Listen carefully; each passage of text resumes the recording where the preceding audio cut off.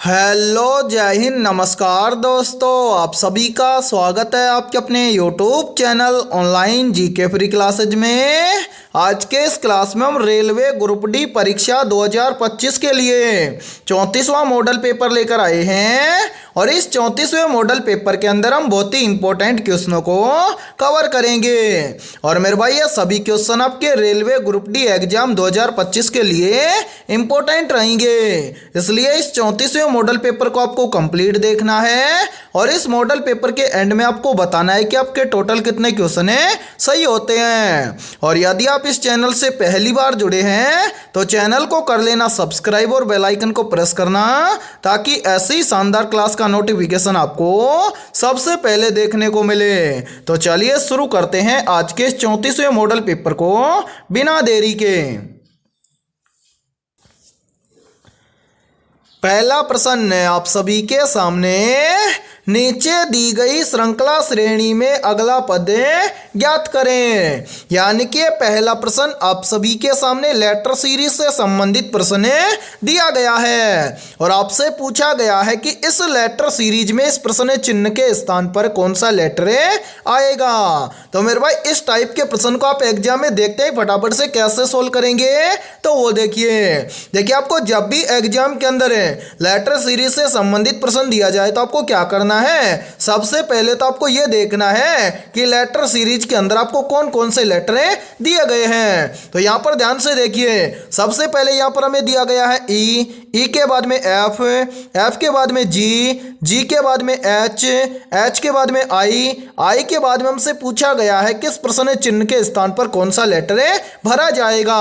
तो मेरे भाई यहां पर ध्यान से देखिए, यदि सीरीज के अंदर दिए गए अल्फाबेट लेटर को आपने ध्यान से देखा है तो यहां पर सभी अल्फाबेट लेटर क्या हो रही है, कंटिन्यू आगे की ओर बढ़ रहे हैं। देखिए ई के बाद में क्या है एफ के बाद में क्या है जी के बाद में क्या है एच के बाद में क्या है आई। तो मेरे भाई कंटिन्यू चल रहा है, तो आई के बाद में कौन सा लेटर आता है, तो आप सभी को पता है कि आई के बाद में अल्फाबेट लेटर आता है जे, यानी कि इस प्रश्न चिन्ह के स्थान पर लेटर भरा जाएगा जे।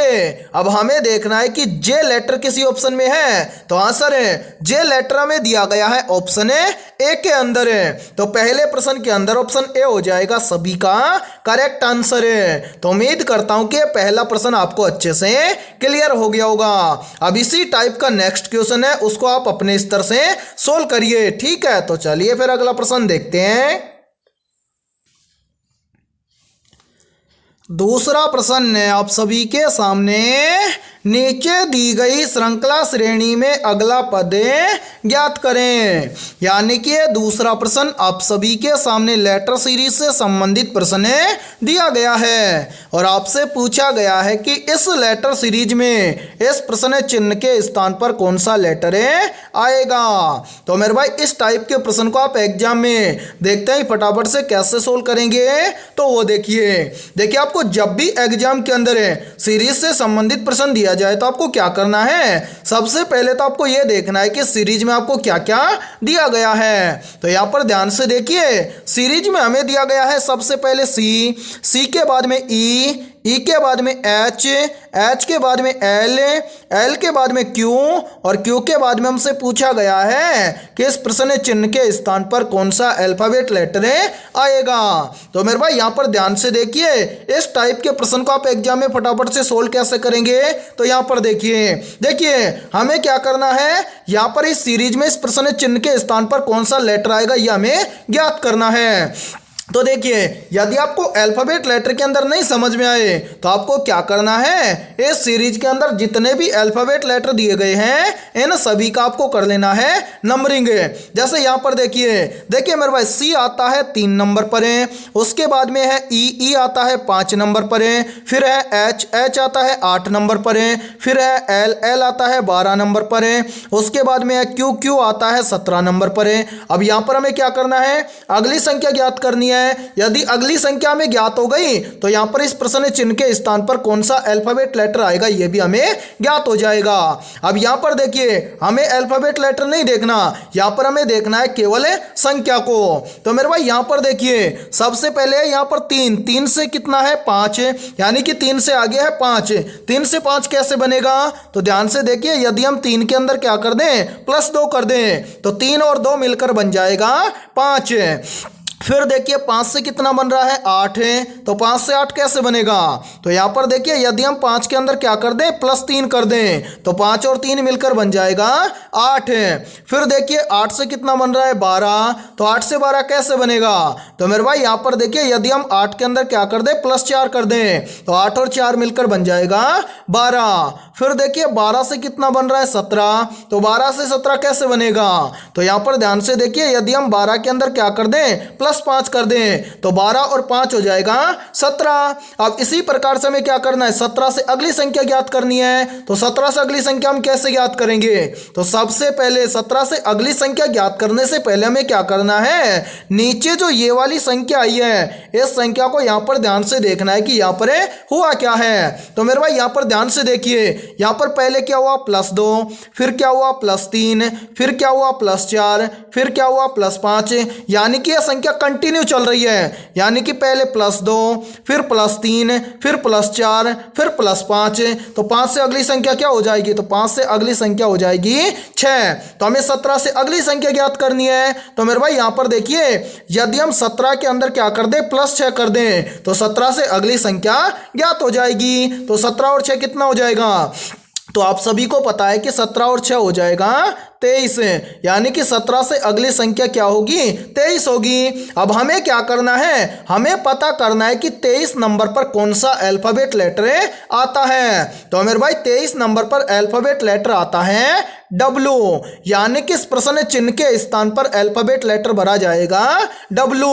अब हमें देखना है कि अल्फाबेट लेटर W में किसी ऑप्शन में दिया गया है। तो आंसर है W में दिया गया है ऑप्शन C के अंदर है। तो दूसरे प्रश्न के अंदर ऑप्शन C हो जाएगा सभी का करेक्ट आंसर है। तो उम्मीद करता हूं कि दूसरा प्रश्न भी आपको अच्छे से क्लियर हो गया होगा। और जब भी आपको एग्जाम के अंदर लेटर सीरीज से संबंधित प्रश्न दिया जाएगा तो आप फटाफट से सोल्व कर लेंगे। ठीक है, तो चलिए फिर अगला प्रश्न देखते हैं।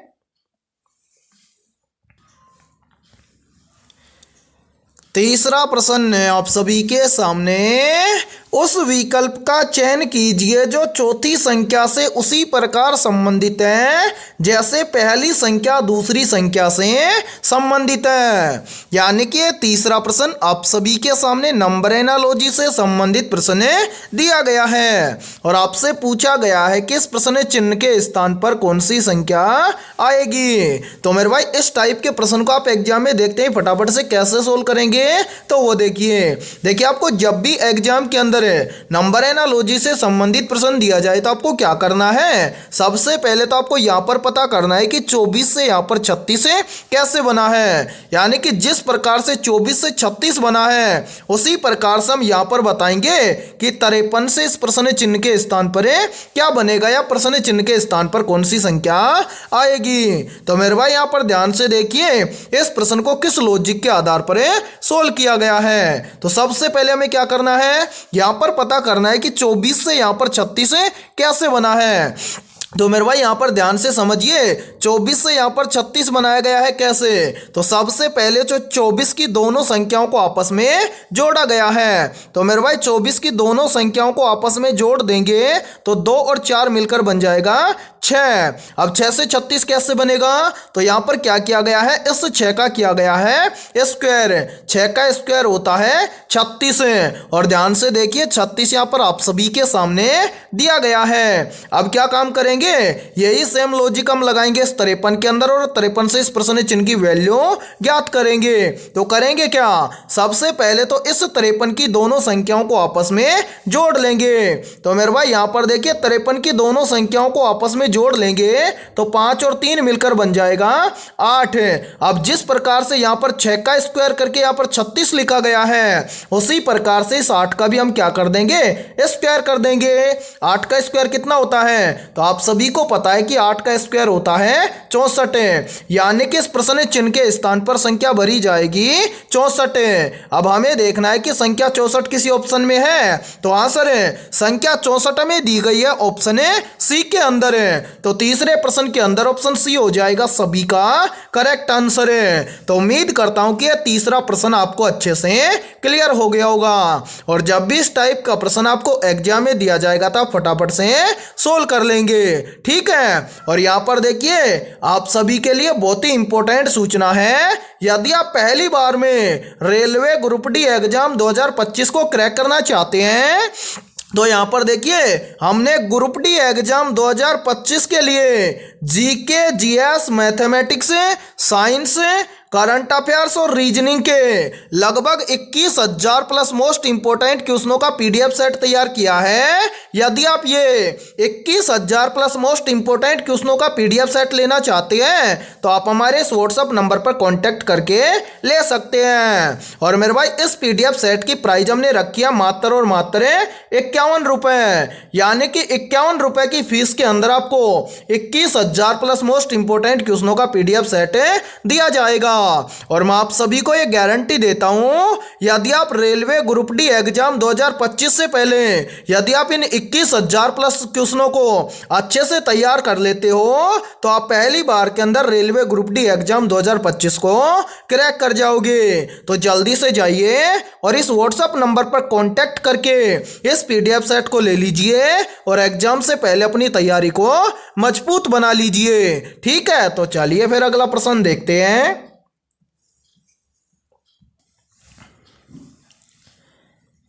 चौथा प्रश्न है आप सभी के सामने, उस विकल्प का चयन कीजिए जो चौथी संख्या से उसी प्रकार संबंधित है जैसे पहली संख्या दूसरी संख्या से संबंधित है। यानी कि यह चौथा प्रश्न भी आप सभी के सामने नंबर एनालॉजी से संबंधित प्रश्न दिया गया है और आपसे पूछा गया है कि इस प्रश्न चिन्ह के स्थान पर कौन सी संख्या आएगी। तो जल्दी से काम कीजिए, इस क्लास को रोकिए और अपने स्तर से इस प्रश्न को सोल्व करके कमेंट सेक्शन के अंदर कमेंट करके बताइए कि इस प्रश्न चिन्ह के स्थान पर कौन सी संख्या आएगी। तो उम्मीद करता हूं कि आपने इस प्रश्न को जरूर सोल्व किया होगा। तो आइए देखते हैं कि इस प्रश्न को किस लॉजिक के आधार पर सोल्व किया गया है। तो मेरे भाई सबसे पहले हमें क्या करना है, जब भी इस टाइप का प्रश्न आपको एग्जाम में दिया जाए तो सबसे पहले तो आपको यहां पर पता करना है कि यहां पर 45 से यहां पर 92 कैसे लिखा गया है। यानी कि जिस प्रकार से 45 से यहाँ पर 92 लिखा गया है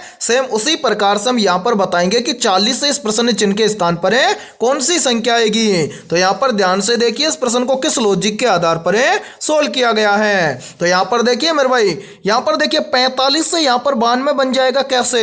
तो यहाँ पर 45 से 92 बन जाएगा कैसे। तो यहाँ पर देखिए यदि हम इस 45 का क्या कर दें, पहले 2 गुना कर दें तो 45 का 2 गुना होता है 90 और इस 90 के अंदर +2 कर दें तो 90 और 2 हो जाएगा 92। और यहां पर ध्यान से देखिए 92 आप सभी के सामने दिया गया है। अब हम भी क्या काम करेंगे, यही सेम लॉजिक लगाएंगे इस 40 के अंदर और 40 से इस प्रश्न चिन्ह की वैल्यू ज्ञात करेंगे। तो करेंगे क्या, सबसे पहले तो मेरे भाई इस 40 का यहां पर करेंगे 2 गुना। तो 40 का 2 गुना कितना होता है, तो आप सभी को पता है कि 40 का 2 गुना होता है 80, ठीक है। और इस 80 के अंदर अब हम क्या कर देंगे, +2 कर देंगे। तो 80 और 2 कितना हो जाएगा, तो मेरे भाई 80 और 2 हो जाएगा 82। यानी कि इस प्रश्न चिन्ह के स्थान पर संख्या भरी जाएगी 82। अब हमें देखना है कि 82 किसी ऑप्शन में है, तो आंसर है 82 हमें दिया गया है ऑप्शन सी के अंदर है। और जिन भी अभ्यर्थियों का आंसर 82 आया था समझना उनकी तैयारी बेहतर है, ठीक है। तो चौथे प्रश्न के अंदर करेक्ट आंसर हो जाएगा सभी का ऑप्शन है सी। तो चलिए फिर अगला प्रश्न देखते हैं।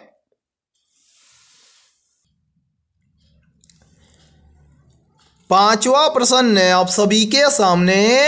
एक स्कूटर 57 किलोमीटर प्रति घंटे की गति से यात्रा कर रहा है तो स्कूटर द्वारा 25 घंटे में तय की गई दूरी ज्ञात करें। यानी कि पांचवा प्रश्न आप सभी के सामने बहुत ही इंपॉर्टेंट प्रश्न है दिया गया है। और मेरे भाई इस टाइप के प्रश्न आपके रेलवे ग्रुप डी एग्जाम के अंदर लगभग 2 से 3 पूछे जाते हैं। तो इस टाइप के प्रश्न को आप एग्जाम में देखते ही फटाफट से कैसे सोल्व करेंगे तो वो देखिए इस टाइप के प्रश्न को एग्जाम में सोल्व करना बहुत ही आसान होता है। अब आसानी से सोल्व कैसे करेंगे तो वो देखिए इसके लिए एक सूत्र होता है और यदि वो सूत्र आपको याद है तो इस टाइप के प्रश्न को आप एग्जाम में फटाफट से सोल्व कर दोगे। सूत्र कौन सा याद रखना है तो यहां पर देखिए प्रश्न में आपसे पूछा गया है कि एक स्कूटर 57 किलोमीटर प्रति घंटे की गति से चल रहा है तो स्कूटर द्वारा तय की गई दूरी ज्ञात करें। यानी कि हमसे क्या पूछ रहा है, दूरी पूछ रहा है। तो सीधी सी बात है हमें सूत्र याद होना चाहिए दूरी का।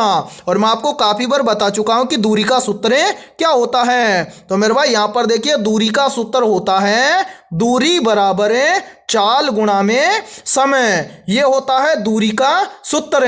अब मेरे भाई इस सूत्र का प्रयोग करके इस प्रश्न का आंसर आप कैसे याद करेंगे तो वो देखिए यहां पर देखिए हमसे क्या पूछ रहा है, दूरी। तो यहां पर देखिए मेरे भाई दूरी हो जाएगा, ठीक है। क्या दूरी हमें ज्ञात करनी है। इसके बाद में देखिए आगे क्या है, चाल गुणा में समय। तो यहां पर हमें देखना है कि स्कूटर की चाल क्या है। तो यहां पर ध्यान से देखिए स्कूटर की चाल हमें दी गई है 57 किलोमीटर प्रति घंटा।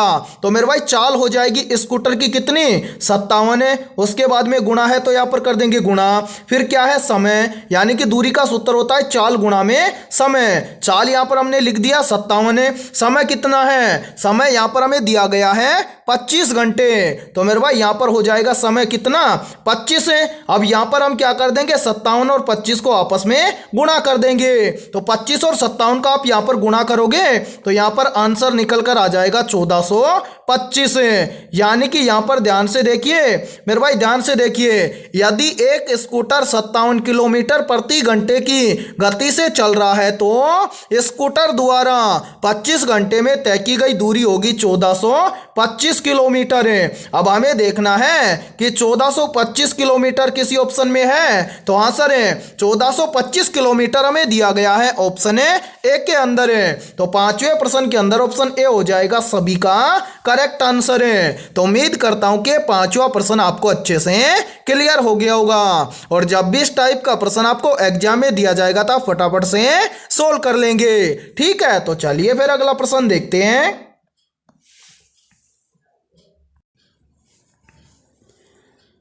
छठा प्रश्न है आप सभी के सामने, आरएनए और डीएनए में मुख्य अंतर क्या होता है। तो जल्दी से बताइए इन चारों में से करेक्ट आंसर क्या होगा।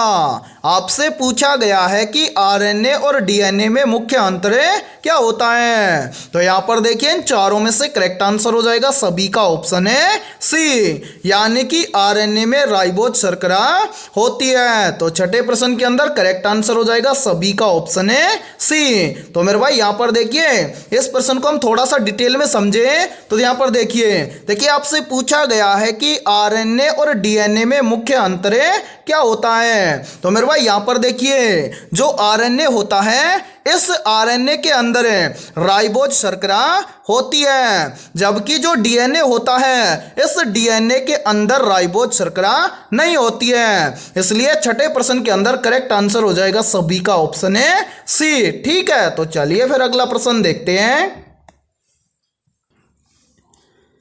सातवां प्रश्न है आप सभी के सामने, प्रकाश वर्ष किसका मापन करता है। ऑप्शन ए है समय का, ऑप्शन बी है द्रव्यमान का, ऑप्शन सी है दूरी का और ऑप्शन डी है ऊर्जा का। तो जल्दी से बताइए इन चारों में से करेक्ट आंसर क्या होगा। आपसे पूछा गया है कि प्रकाश वर्ष किसका मापन करता है। तो यहां पर देखिए इन चारों में से करेक्ट आंसर हो जाएगा सभी का ऑप्शन है सी, यानी कि जो प्रकाश वर्ष होता है यह दूरी का मापन करता है। तो सातवें प्रश्न के अंदर करेक्ट आंसर हो जाएगा सभी का ऑप्शन है सी। और मेरे भाई यहां पर देखिए यदि ये क्लास आपको पसंद आ रही है तो जल्दी से एक बार इस क्लास को लाइक कर दीजिए और यदि आप इस चैनल से पहली बार जुड़े हैं तो चैनल को कर लीजिए सब्सक्राइब और बेल आइकन को प्रेस करना, ताकि ऐसी शानदार क्लास का नोटिफिकेशन आपको सबसे पहले देखने को मिले। ठीक है, तो चलिए फिर अगला प्रश्न देखते हैं। 8वां प्रश्न है आप सभी के सामने, एक उड़ते हुए विमान में यात्रियों को गिरने का एहसास क्यों नहीं होता है? तो यहां पर देखिए इन चारों में से करेक्ट आंसर हो जाएगा सभी का ऑप्शन है बी, यानी कि एक उड़ते हुए विमान में यात्रियों को गिरने का एहसास क्यों नहीं होता है? क्योंकि विमान पर भी वही त्वरण कार्य करता है जो त्वरण विमान में यात्रा कर रहे यात्रियों पर कार्य करता है। इसलिए 8वें प्रश्न के अंदर करेक्ट आंसर हो जाएगा सभी का ऑप्शन है बी। तो चलिए फिर अगला प्रश्न देखते हैं।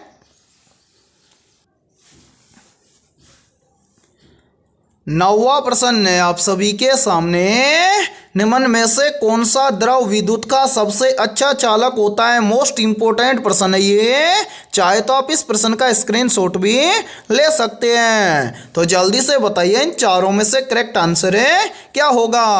आपसे पूछा गया है कि निम्न में से कौन सा द्रव विद्युत का सबसे अच्छा चालक होता है। तो यहां पर देखिए इन चारों में से करेक्ट आंसर हो जाएगा सभी का ऑप्शन है सी, यानी कि जो द्रव पारा होता है यह विद्युत का सबसे अच्छा चालक होता है। तो 9वें प्रश्न के अंदर करेक्ट आंसर हो जाएगा सभी का ऑप्शन है सी। तो चलिए फिर अगला प्रश्न देखते हैं। 10वां प्रश्न है आप सभी के सामने, किसी तत्व का रासायनिक गुण किस पर निर्भर करता है? ऑप्शन ए परमाणु संख्या पर है, ऑप्शन बी है द्रव्यमान संख्या पर है, ऑप्शन सी है न्यूट्रॉन की संख्या पर है और ऑप्शन डी है परमाणु भार पर है। तो जल्दी से बताइए इन चारों में से करेक्ट आंसर है क्या होगा? आपसे पूछा गया है कि किसी तत्व का रासायनिक गुण किस पर निर्भर करता है। तो यहां पर देखिए इन चारों में से करेक्ट आंसर हो जाएगा सभी का ऑप्शन है ए, यानी कि किसी तत्व का रासायनिक गुण निर्भर करता है किस पर? परमाणु संख्या पर है। तो 10वें प्रश्न के अंदर करेक्ट आंसर हो जाएगा सभी का ऑप्शन है ए। और मेरे भाई यहां पर देखिए इस क्लास के अंदर यदि आपको किसी भी क्वेश्चन में कोई भी डाउट हो तो आप कमेंट सेक्शन के अंदर पूछ सकते हैं, और सेम इसी लेवल के क्वेश्चन आपके रेलवे ग्रुप डी एग्जाम 2025 के अंदर पूछे जाएंगे। ठीक है, तो चलिए फिर अगला प्रश्न देखते हैं।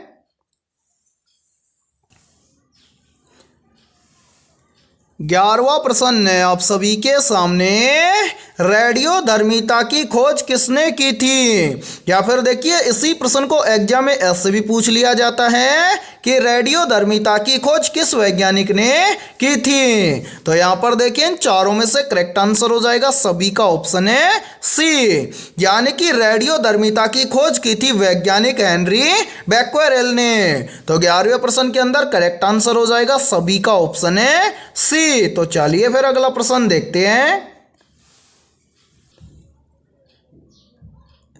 12वां प्रश्न है आप सभी के सामने, मानव शरीर में पाया जाने वाला सबसे प्रचुर मात्रा में तत्व कौन सा है? ऑप्शन ए है ऑक्सीजन है, ऑप्शन बी है हाइड्रोजन है, ऑप्शन सी है कैल्शियम है और ऑप्शन डी है कार्बन है। तो जल्दी से बताइए इन चारों में से करेक्ट आंसर है क्या होगा? आपसे पूछा गया है कि मानव शरीर में पाया जाने वाला सबसे प्रचुर मात्रा में तत्व कौन सा है। या फिर देखिए इसी प्रश्न को एग्जाम में ऐसे भी बोल दिया जाता है कि मानव शरीर में प्रचुर मात्रा में पाया जाने वाला तत्व कौन सा है। तो यहां पर देखिए इन चारों में से करेक्ट आंसर हो जाएगा सभी का ऑप्शन है ए, यानी कि मानव शरीर में पाया जाने वाला सबसे प्रचुर मात्रा में तत्व है ऑक्सीजन। तो 12वें प्रश्न के अंदर करेक्ट आंसर हो जाएगा सभी का ऑप्शन है ए। तो चलिए फिर अगला प्रश्न देखते हैं। 13वां प्रश्न है आप सभी के सामने, हीमोग्लोबिन में कौन सा धातु पाया जाता है? ऑप्शन ए है तांबा धातु, ऑप्शन बी है लोहा धातु, ऑप्शन सी है जस्ता धातु और ऑप्शन डी है कैल्शियम धातु। तो यहां पर देखिए इन चारों में से करेक्ट आंसर हो जाएगा सभी का ऑप्शन है बी, यानी कि हीमोग्लोबिन में लोहा धातु पाया जाता है। तो 13वें प्रश्न के अंदर करेक्ट आंसर हो जाएगा सभी का ऑप्शन है बी। और मेरे भाई यहां पर देखिए आप सभी के लिए बहुत ही इंपॉर्टेंट सूचना है, यदि आप पहली बार में रेलवे ग्रुप डी एग्जाम 2025 को क्रैक करना चाहते हैं तो हमने आपके रेलवे ग्रुप डी एग्जाम 2025 के लिए GK, GS, science, current affairs, mathematics और रीजनिंग के लगभग 21,000 प्लस मोस्ट इंपोर्टेंट क्वेश्चनों का पीडीएफ सेट तैयार किया है। यदि आप ये 21,000 प्लस मोस्ट इंपोर्टेंट क्वेश्चनों का पीडीएफ सेट लेना चाहते हैं तो आप हमारे इस व्हाट्सएप नंबर पर कांटेक्ट करके ले सकते हैं। व्हाट्सएप नंबर है 7374826893। ये हमारा व्हाट्सएप नंबर है। इस व्हाट्सएप नंबर पर आप कांटेक्ट करके इस पीडीएफ सेट को ले सकते हैं। और मेरे भाई मैं आप सभी को एक गारंटी देता हूं, यदि आप रेलवे ग्रुप डी एग्जाम 2025 से पहले यदि आप इन 21,000 प्लस क्वेश्चनों को अच्छे से तैयार कर लेते हो तो आप पहली बार के अंदर रेलवे ग्रुप डी एग्जाम 2025 को क्रैक कर जाओगे। और इस पीडीएफ सेट की प्राइस हमने रखी है मात्र और मात्र 51 रुपए, यानी कि 51 रुपए की फीस के अंदर आपको ऑल सब्जेक्ट के ऊपर topic wise 21,000 plus most important क्वेश्चनों का पीडीएफ सेट दिया जाएगा। और इसी के साथ में हमारे इस यूट्यूब चैनल पर जितनी भी क्लासेज होंगी उन सभी क्लासों का फ्री पीडीएफ आपको हमारे व्हाट्सएप ग्रुप के ऊपर मिल जाएगा। तो जल्दी से जाइए और इस व्हाट्सएप नंबर पर आप कांटेक्ट करके इस पीडीएफ सेट को ले लीजिए और एग्जाम से पहले अपनी तैयारी को मजबूत बना लीजिए। ठीक है, तो चलिए फिर अगला प्रश्न देखते हैं। 14वां प्रश्न है आप सभी के सामने, शरीर में इंसुलिन किस अंग द्वारा स्रावित किया जाता है? या फिर देखिए इसी प्रश्न को एग्जाम के अंदर घुमाकर ऐसे भी पूछ लिया जाता है कि मानव शरीर में इंसुलिन हार्मोन किस ग्रंथि के द्वारा स्रावित होता है? तो यहां पर देखिए इन चारों में से करेक्ट आंसर हो जाएगा सभी का ऑप्शन है बी, यानी कि शरीर में इंसुलिन हार्मोन अग्नाशय ग्रंथि के द्वारा स्रावित होता है। तो यहां पर देखिए 14वें प्रश्न के अंदर करेक्ट आंसर हो जाएगा सभी का ऑप्शन है बी। और मेरे भाई यहां पर देखिए यहीं से एक क्वेश्चन और बनता है और काफी बार एग्जाम के अंदर भी पूछा जाता है कि मानव शरीर की सबसे बड़ी ग्रंथि कौन सी है? तो याद रखना मानव शरीर की सबसे बड़ी ग्रंथि है यकृत ग्रंथि। ठीक है, और देखिए यहां पर एक क्वेश्चन और बनता है और यह क्वेश्चन भी बार बार एग्जाम के अंदर